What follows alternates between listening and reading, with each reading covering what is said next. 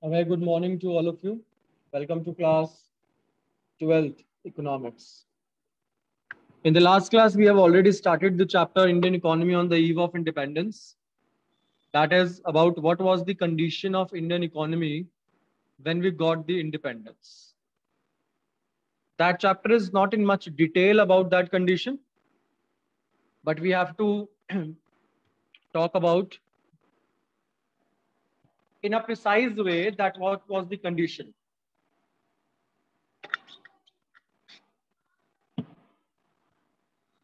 For example, I have already given you the 6 points, 6 things for which we will be studying about the condition of Indian economy. Darshika, when you are not concentrating here, you are busy somewhere, I think it's better to remove you from the class.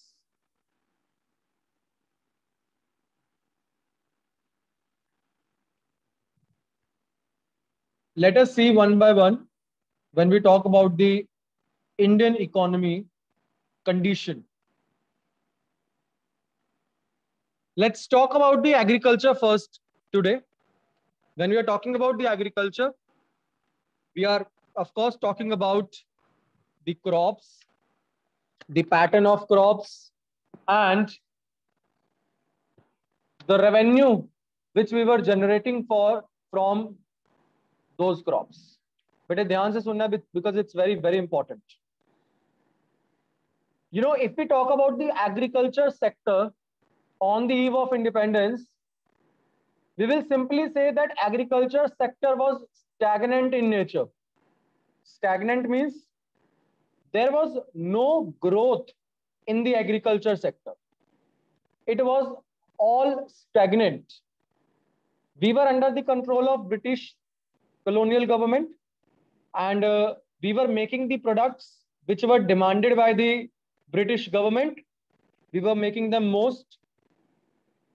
Whatever revenue Britishers were getting from our agriculture, they were using the complete revenue in Britain only. That means they were not investing that money in the Indian agriculture to make it more updated, to make it more upgraded. Rather, they were using that revenue only and only in Britain to develop more and more industries in Britain. So definitely our agricultural growth was stagnant in India. We were not having much technologies. We were not having much techniques which were required for the cultivation. There were no methods of producing the crops in a better way. There were no seeds or new seeds or high yield variety seeds which could be given to the farmers for the good production. So as a result, we all observed that Indian agriculture was stagnant in nature. This point you got understood? That Indian agriculture was stagnant in nature. Stagnant means jiski growth ruki hui ho. The one which is not growing, which is stable, which is stagnant, jiski growth nahi ho rahi. So that was Indian agriculture. You know, zamindari system was prevailing in Indian economy. I think you all have already heard about zamindari system, where there are the people who were taking the lagan or taxes from the actual tiller of the soil. What was in the zamindari system? I tell you in a very brief way because you all have studied in your previous classes about the zamindari system, mahalwari system, rayatwari system. So we have to just to know about the zamindari system here. So I would be just telling you in a precise way that what was in the zamindari system that was going on in our economy. Zamindars exploit the cultivators. Who are the cultivators? Cultivators are basically those people who are actually the tiller of the soil. Suppose if I owe one area of a field, मेरे पास एक field है जिसका owner मैं हूँ. Means I am the zamindar of that field. But I myself is not working on that field.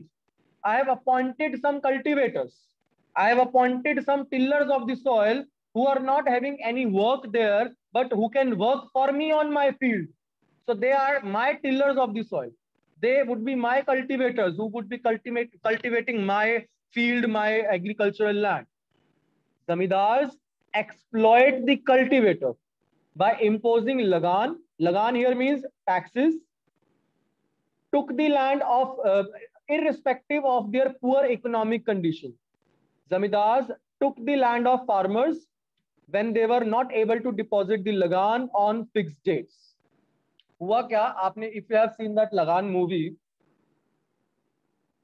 the zamindars and the British government, they made up a contract. ध्यान से सुनना बेटा, in a story form. The zamindars and the British government, the colonial government, they made a contract. British government was levying taxes on the zamindars, and zamindars were kept free. They can charge any lagan, they can charge any amount of tax from the actual tiller of the soil. अब सोचो, जो एक actual tiller of the soil जमीन पे काम कर रहा है, सबसे पहला हक रेवेन्यू का उसका है, इनकम का सबसे पहला हक उसका है, because he is the cultivator, he is the one actually farmer who is cultivating the land, who is working as a tiller of the soil, who is working on that land to make it more cultivated, make more production from that field. So definitely revenue का पहला हक उसका है. But zamindars, what were zamindars doing? Zamindars made up a contract with the British government that they will be paying fixed amount of taxes to the British government every month or every year or whatever is the date or the time is. और बदले में जमींदार को free कर दिया गया था कि आप अपने टिलर ऑफ द सॉइल से जितना मर्जी सामान वो प्रोड्यूस करे, जितना मर्जी ले लो. वो क्या करता था जमींदार? बहुत कम, rarely a few percentage, hardly 2 to 3% of the total production is being given to the zamindars. I mean, is being given to the actual tillers of the soil. And सारा का सारा प्रोडक्शन कौन ले जाता था? जमींदार ले जाता था. इससे क्या होता था? दोनों को फायदा होता था, जमींदार को और ब्रिटिश गवर्नमेंट को. ब्रिटिश गवर्नमेंट को फिक्स्ड टैक्स मिल रहा था फ्रॉम जमींदार, एंड जमींदार को कोई कहने वाला कुछ था नहीं, क्योंकि जमींदार जितना मर्जी पैसा, जितना मर्जी प्रोडक्शन जो फील्ड पे हो रहा है वो कैरी कर सकता था, वो रख सकता था. तो zamindari system was prevailing in Indian economy, and due to this zamindari system neither the British government nor the zamindar was taking care of the field. They had just a mind makeup of getting more and more money, and ultimately our agriculture sector was stagnant. It was backward. British forced the commercialization of agriculture also, which encouraged the production of cash crops instead of food crops. आपको पता है India starting से एक गरीब देश नहीं था.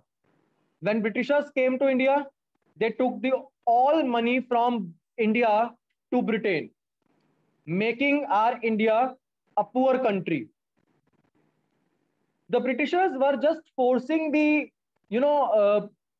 Indian farmers that you must go for commercialization of agriculture. Commercialization of agriculture means that you must commercialize the agriculture. You must commercialize the agriculture, that there must be more and more, we can say that there must be more and more money generated for the ultimately Britishers. So commercialization of agriculture concept was given by the Britishers only. It was given by the Britishers only. एक हद से ये कुछ ठीक भी था और कुछ ठीक नहीं भी था. ठीक कैसे था? फार्मर्स ने भी पैसा अर्न करना थोड़ा थोड़ा स्टार्ट कर लिया. दे ऑल्सो न्यू, अच्छा मतलब क्या मार्केट में भी बिक सकती है क्रॉप, क्योंकि पहले वो क्या करते थे? बार्टर एक्सचेंज करते थे.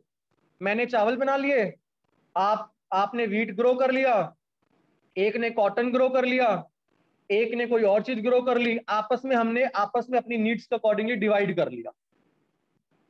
Barter system.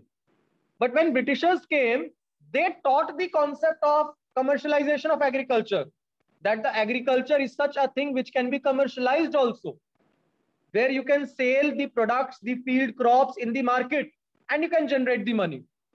So as a result, the cash crops, were formed more as compared to the food crops. Due to the shortage of food crops, country had to suffered from frequent famines. अब लोगों में भी interest आ गया पैसा कमाने का, तो उन्होंने भी क्या किया, फूड क्रॉप्स की बजाय उन्होंने कैश क्रॉप्स बनाना स्टार्ट कर दिया. जैसे कि more cotton, they started producing more cotton, they started producing more those crops which were used in the British, because Britishers were directly giving them money and they were just taking all money to the British only. So ultimately the food crops had some of the major problems.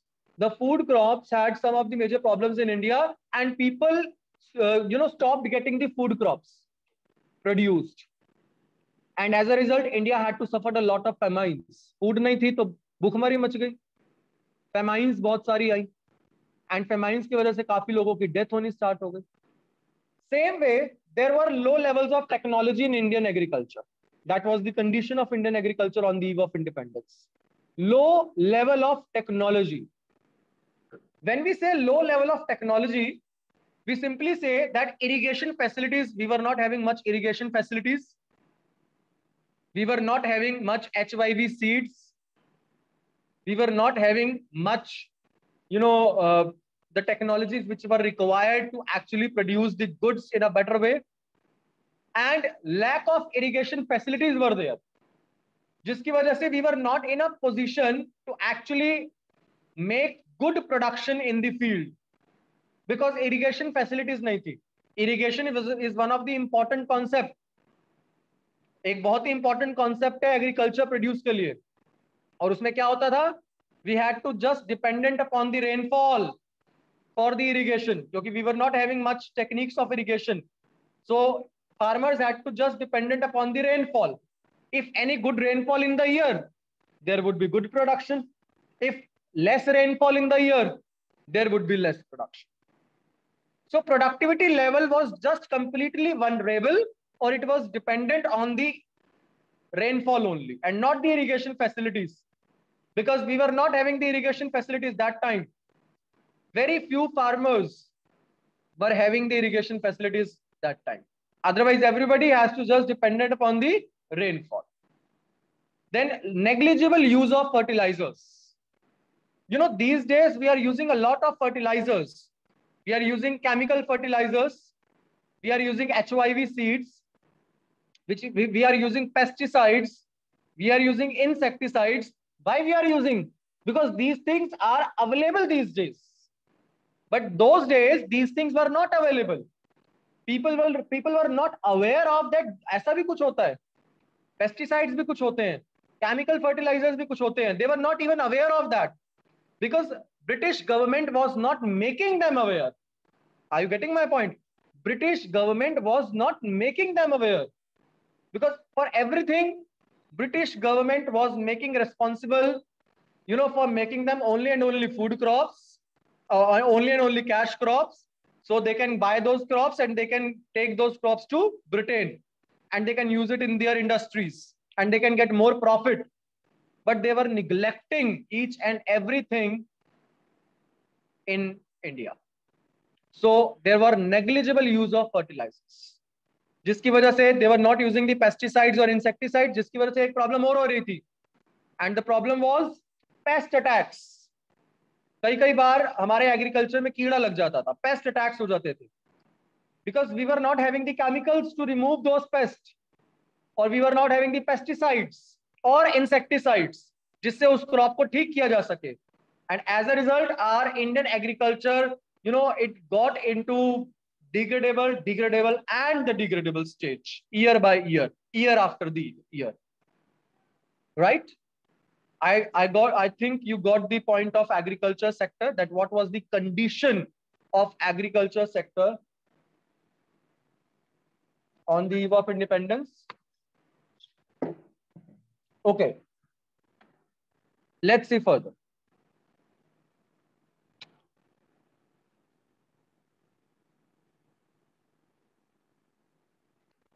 So the very first point in the agriculture sector, you all have seen that there was low level of production and productivity.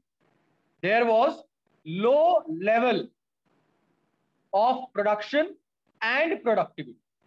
Production is means what is the total amount of production in quantity, and productivity means what is the output per hectare of land. Please see to it. These are the two different points, but very, very important points. Production means the total production in quantity, and productivity means output per hectare of land. You know, both production and productivity was at low level. That was the condition of Indian agriculture that time. Both production and productivity was at the low level. Kyun? Production was low because we didn't had much irrigation facilities, because we didn't have much HYV seeds, we didn't have much chemical fertilizers, and of course we had to be dependent upon the rainfall, which is the next point. As you can see, that we have to depend upon the rainfall only. If good rainfall in a year, that means there would be the good production, and a bad rainfall or a less rainfall means there would be either spoilage. As you can see now these days, a lot of rainfall is there in Maharashtra, Chennai, Gujarat, Bihar, and ultimately there would be either spoilage of these things, or due to the low rainfall, there was a lack of good production in that year. And productivity was also low. Output per hectare of land was also low. Why? The output per hectare of land was low, the productivity was low, because the farmer was not able to capture the complete field. He was not able to actually work on the complete field. And when he was not able to work on the complete field, definitely there was the low productivity also, because he was not using the complete field. He was using only limited area because of lack of facilities available to him. So productivity was also low. बहुत सारे जमीनें ऐसी थी जो खाली पड़ी थी, एकदम बंजर, infertile, which were not used for the production. Now, the next you see is high degree of uncertainty, or maybe in your book you can see the point high degree of vulnerability. High degree of vulnerability means dependence upon rainfall. There were no efforts by the British government which were made to develop the fields or develop the irrigation facilities. There was completely dependence upon the rainfall for the irrigation facility. So as a result, there was high dependence upon the rainfall for each and every work to be done by the farmers. Then dominance of subsistence farming. You know, that time people were more aware of the subsistence farming and not the cash crops. The way they were making more of food crops, because they were into the exchange of food crops with one another, like in a case of barter system. But Britishers, told them that you can go for the commercialization of agriculture also. Because if they will be into the commercialization of agriculture, no doubt they will start generating more money also. And if they will start generating more money, then there is a chance that there would be the upgradation of technologies or upgradation of techniques on that. Like the case of Zamindari system, there was a gap between the owners and tillers of the soil. The owners were, exploiting the actual tillers of the soil. They're taking a more rent from the tillers. And ultimately, when they're taking more rent from the tillers and not being providing them good opportunities of development or good money or even good food, ultimately the tiller was the one who was getting exploited again and again. So as a result, they were also not the production because they didn't have their own land. they had to, of course, work on the agricultural land given by the zamindar, and for the sake of some food crops or some food, they were doing the work on those agricultural lands. In India, at that time, there were small and fragmented holdings. The land holdings were small in nature. The area was small for the land holdings, and not मतलब होता है fragmented मतलब बटा हुआ, divided among different points. So it was, there were fragmented land holdings also in India.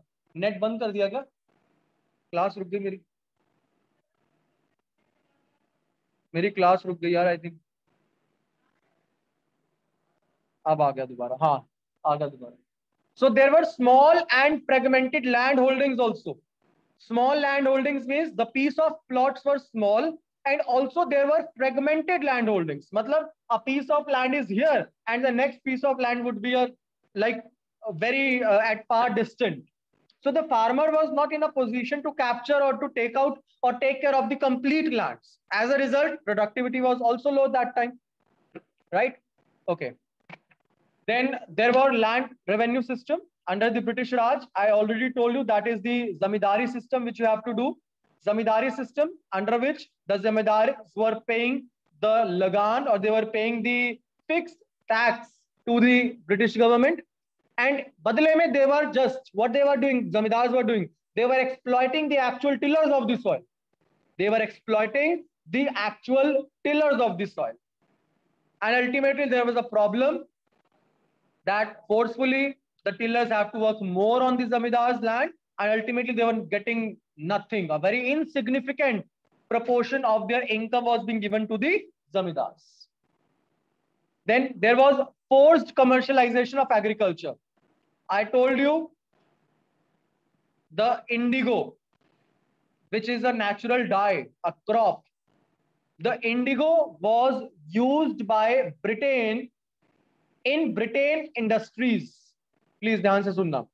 Indigo was produced by Britain in Britain industries, because in Britain clothes industries, they wanted to dye clothes, and for dyeing the clothes, definitely there is a requirement of color.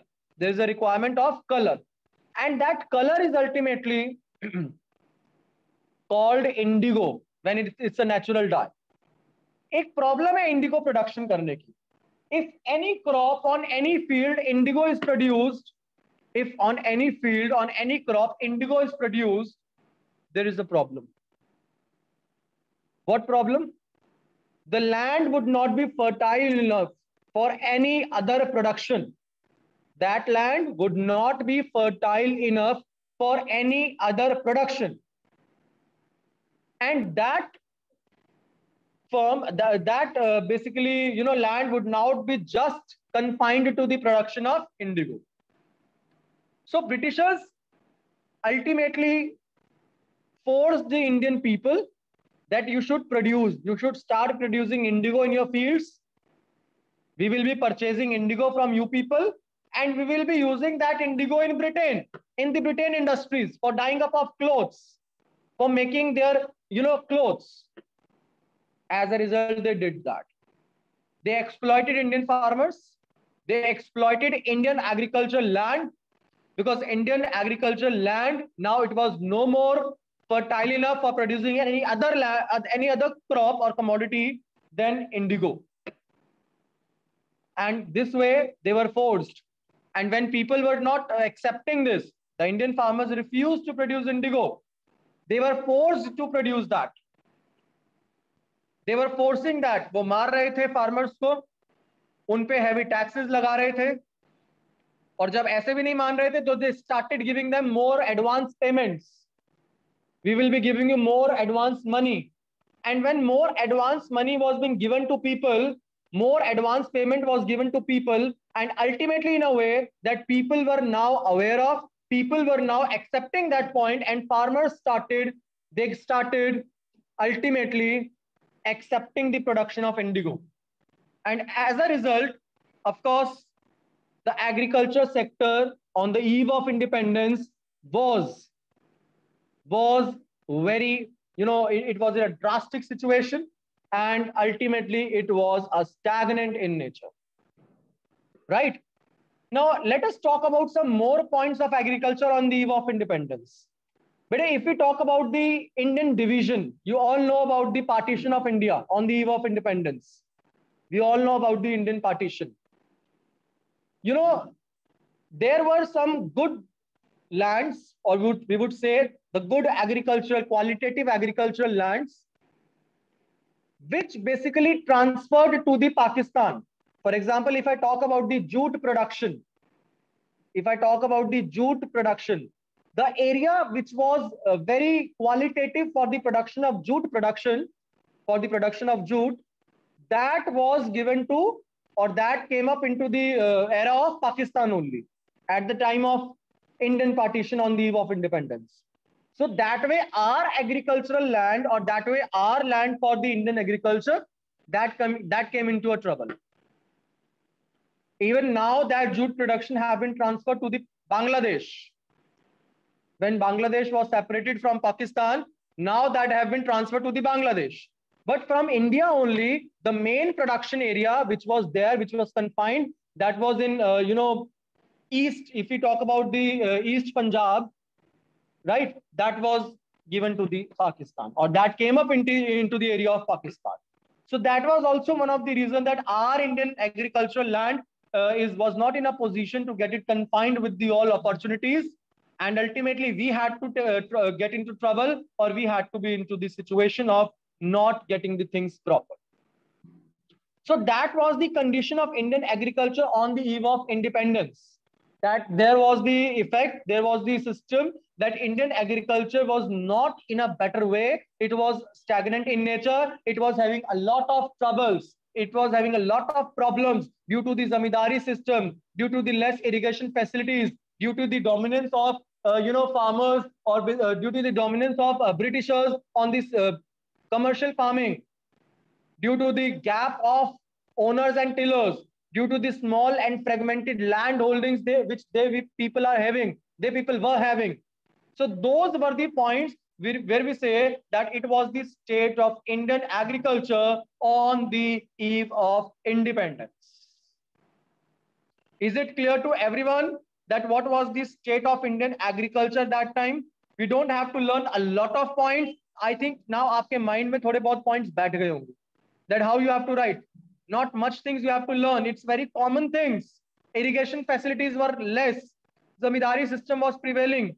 Indian partition, small and fragmented land holdings, forcefully commercialization of agriculture and production of indigo.